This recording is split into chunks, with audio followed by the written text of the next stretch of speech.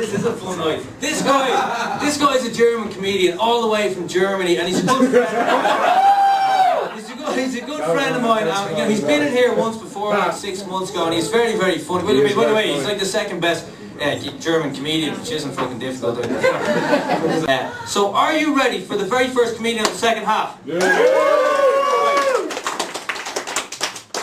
With all the love and all the appreciation give, ladies and gentlemen, please welcome to the stage, Maggio!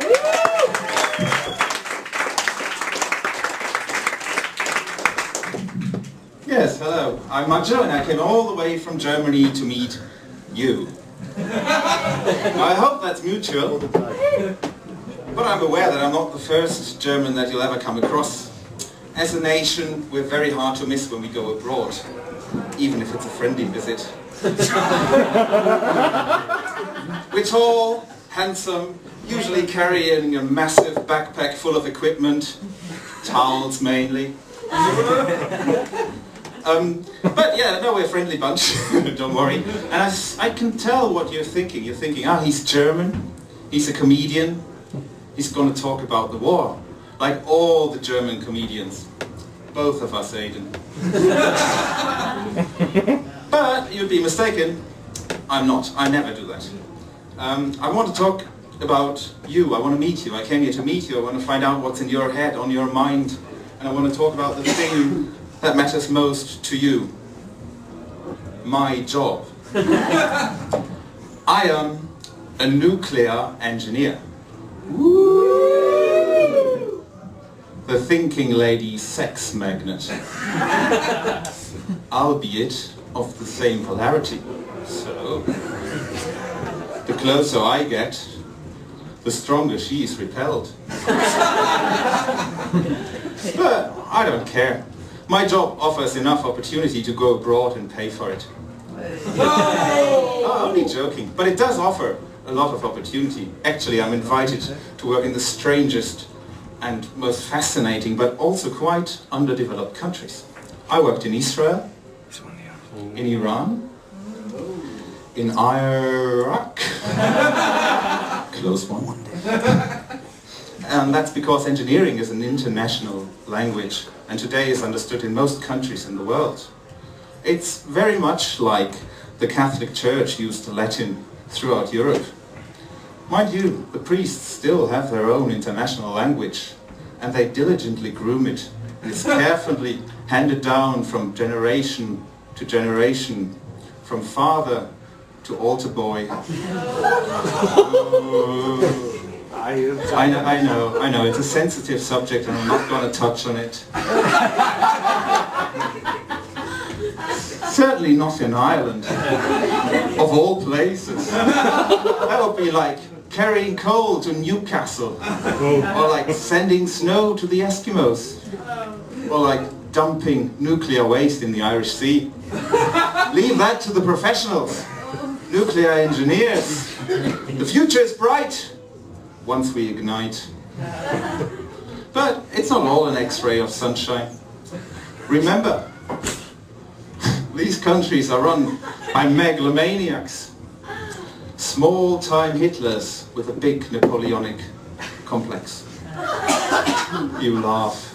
Napoleon didn't have a Napoleonic complex. That concept was only developed after his time. But he still had a massive French fry on his shoulder.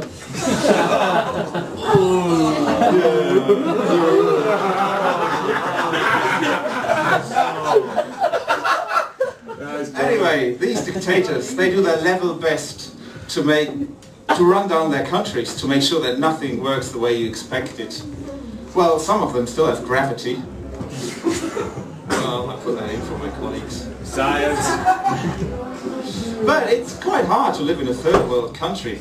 I'm currently in one of these pathetic backward places where none of the natives speak any foreign language. They have to make up their own words for even the most common things that we all use and that they're called all the same all over the world, like a computer. To them is an ordinateur. An email they call a courriel. And the toilets, they got lucky on that one. But they can be really annoying, the French.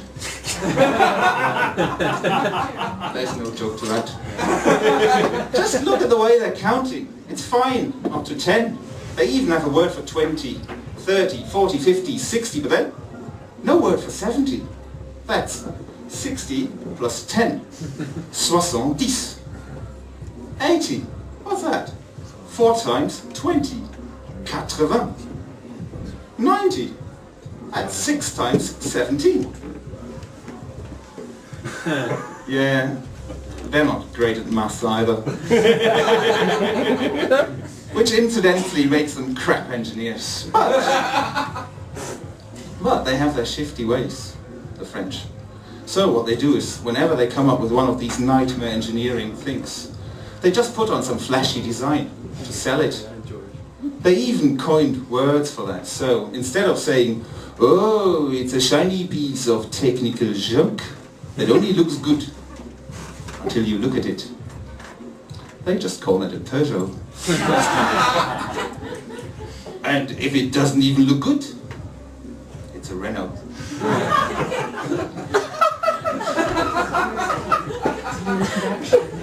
Unfortunately, it's the same with the nuclear plants. So it won't be before long because they ignite. And then the future will be bright and a little bit orange. Just like Northern Ireland on their sunny day.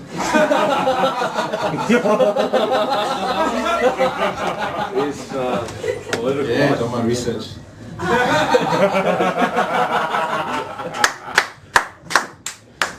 But as a professional engineer, nuclear engineer, I'm obviously not too worried about the nuclear Armageddon. You know, okay, it will wipe out humanity and it will destroy the planet as we know it.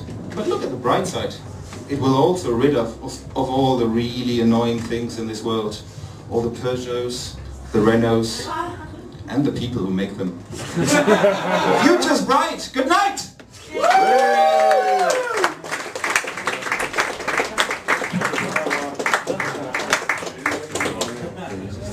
Marco the Maggio!